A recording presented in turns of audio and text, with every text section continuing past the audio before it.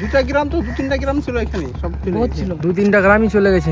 ভারতের মানচিত্র থেকে কি তবে চিরতরে মুছে যেতে চলেছে বাংলার একটি গ্রাম, যেখানে মানচিত্রের রেখা নয় বরং পদ্মার গ্রাস ঠিক করে দিচ্ছে মানুষের সীমানা?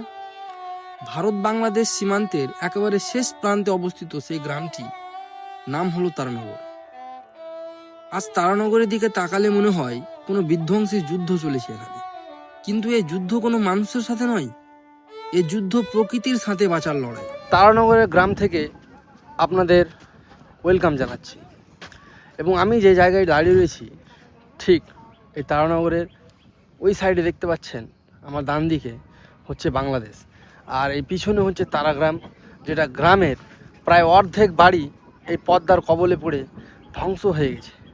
রাতারাতি একদম অর্ধেক গ্রাম বসে গিয়েছিল, বাড়ি সমেত। তো চলুন এই দৃশ্য কতটা কেটেছে, কতটা বাড়ি নষ্ট হয়েছে, ভেঙে পড়েছে, সেই দৃশ্য আপনাদের সামনে তুলে ধরবো। এই পথ ধরেই আমাদের যেতে হবে তারানগর।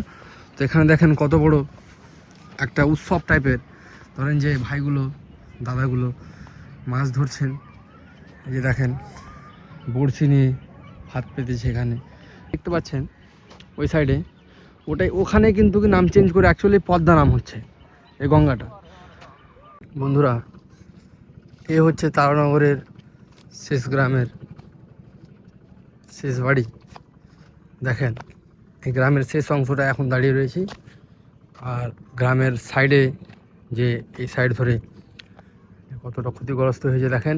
এই হলো গ্রামের তারানগর গ্রামের বাড়ি। আর ওই সাইডে খালি চোখে দেখতে পাচ্ছি, বাট আপনারা বুঝতে পারবেন কি না, জুম করে দেখছি, বাংলাদেশে কিন্তু প্রায় ঘর বাড়ি বোঝা যায়।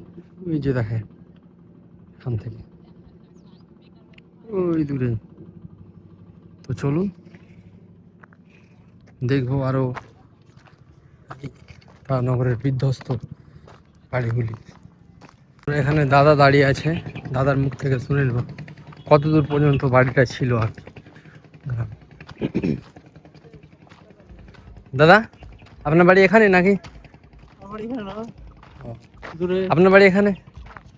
আচ্ছা, বলছিলাম যে এখানে নেই, তবে এখানে এর আগে কোনোবার এসেছিলেন আপনারা? এসেছিলাম মেলা দিন আগে। মেলা দিনে এসেছিলেন। তো বাড়ি ঘরগুলো কত দূর পর্যন্ত ছিল? বাড়ি ওই ছিল পানির ওপারও বাড়ি ছিল, পানির ও পাশে যেটা চর দেখতে পাচ্ছেন, ওই চরের ওখানেও বাড়ি ছিল। এই পথটা ছিল ওই যে কি গাথা নাই, হ্যাঁ হ্যাঁ হ্যাঁ, ওগুলো পর্যন্ত ওগুলো ছিল।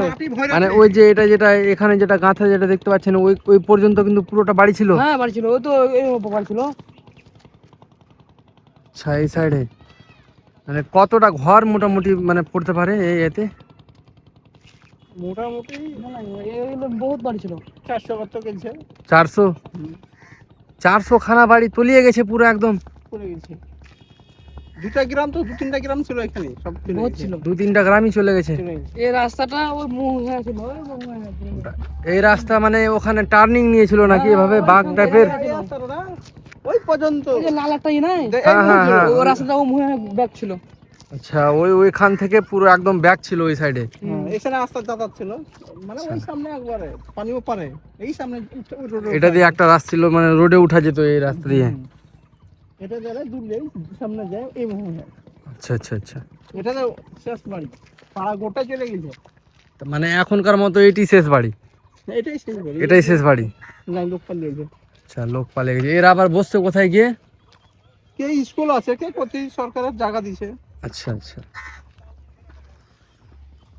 তো বন্ধুরা, দাদার মুখ থেকে শুনতেই পেলেন যে কত একটা ভয়ঙ্কর ব্যাপার, যে একেবারে অর্ধেক গ্রাম নয়, 3-4টে গ্রাম একেবারে কিন্তু পদ্মার তলে তলিয়ে গিয়েছে। তো এই হচ্ছে এখানকার দুঃখজনক গল্প। চারিদিকে শুধু ভাঙা ইটের স্তূপ আর ধ্বংসাবশেষ। যে বাড়িগুলোতে একসময় হাসির রোল উঠতো, আজ সেখানে শুধু শ্মশানের নীরবতা। সেটা দেখেন, ভিটে বাথরুম পুরো একদম বসে গিয়েছে, এভাবে পুরো বসে গিয়েছে। অনেক গ্রাম, নদী সংলগ্ন গ্রাম, অনেকটাই ক্ষতিগ্রস্ত হয়েছে। কিছু কিছু বাড়িতেও চিহ্নটুকু অবশিষ্ট নেই। রাক্ষসী পদ্মা যেন নিমিষেই গিলে খেয়েছে মানুষের আজীবনের স্বপ্ন। ভিটেমাটি হারিয়ে আজ দিশেহারা এই গ্রামের শত শত মানুষ যেন নিজের চোখের সামনে তিল তিল করে গড়ে তোলা স্মৃতির ঘরটা নদীর গর্ভে তলিয়ে যেতে দেখার চেয়ে বড় যন্ত্রণা আর বোধহয় কিছু হতেই পারে না। আজ তাদের ছাদ বলতে কেবল কয়েক টুকরো প্লাস্টিক আর তাঁবু। খোলা আকাশের নিচে দাঁড়িয়ে থাকা এই মানুষগুলো চোখের জলও যেন আজ শুকিয়ে গেছে। আর এই যে দেখছেন বন্ধুরা, এখানে বাঁশের তৈরি একটা খাঁচা সিস্টেম তৈরি করে, হ্যাঁ, অনেকগুলো বালির বস্তা ভিতরে ভরে এভাবে পাড়ের প্রতিটা ধারে ধারে দেওয়া হয়েছে। কারণ যদিও হলে কিছু রক্ষা করা যায় এই জমি। তো চলেন, আরও আমাদের অনেক পথ পেরিয়ে যেতে হবে সামনে। এই জায়গাটি একবার দেখুন কিভাবে এই পদ্মা নদী তার ধ্বংসলীলা চালিয়েছে। এখানে পুরো একটা বাঁশ বাগান ছিল, হ্যাঁ, আর এই বাগানের অবশিষ্ট কিছু অংশ এখানে রয়েছে, পুরো একদম দম্ন হয়ে বসে গিয়েছে। এই সাইডে দেখতে পাচ্ছেন, এই সাইডে পুরো এই পদ্মা নদী কিন্তু এখানে রাউন্ড আকারে এভাবে বাঁক নিয়েছে এবং এভাবে ঘুরতো, যার ফলে এই একটা বড় খাতের সৃষ্টি হয়েছে। যাই হোক বন্ধুরা, এখান থেকে আমার ভিডিও আমি এখন শেষ করলাম। পরবর্তী ভিডিওতে আপনাদের সঙ্গে আবার দেখা হবে। তো ততক্ষণ পর্যন্ত আপনারা ভালো থাকবেন এবং সুস্থ থাকবেন। সাবস্ক্রাইব করে একটু পাশে থাকবেন। ধন্যবাদ।